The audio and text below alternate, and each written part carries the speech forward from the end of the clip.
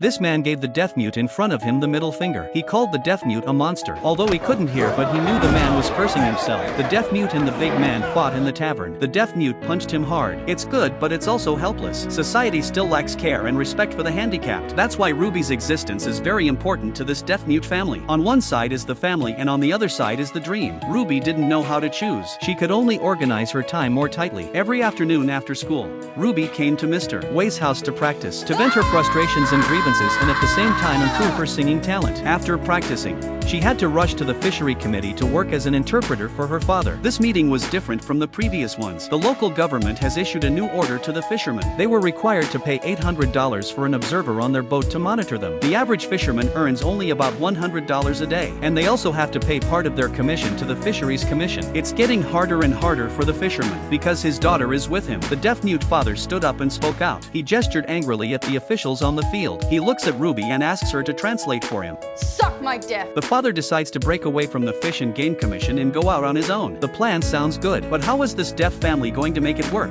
It meant that Ruby had to do all the talking. Ruby got busier. She had to get up at 3 o'clock every morning. Then she'd go out fishing and handing out flyers. After work, she had to rush to Mr. V's house to catch up on her lessons. Although she utilized every second of her time, but she still doesn't have enough time. She's always late for class. She often fell asleep during training. Mr. V finally had enough. Ruby promised not to be late again. Mr. V said if Ruby was late one more time, she wouldn't be tutored again. Ruby had made up her mind. It was time to give up something. The next day, as she prepared for class, she went to her mother and announced that she was going to pursue her dream. She couldn't live like this forever, but her mother wouldn't let her go because a reporter was coming to interview her. This is the best publicity for their family business. Without her, the interview would not take place. Looking at her mother, Ruby gave in again. By the time the interview was over, it was past the appointed time. She rushed to Mr. V's house as if her life depended on it. But Mr. V's door was closed. She called out to Mr. V but got no answer. Did Ruby have to give up her dream?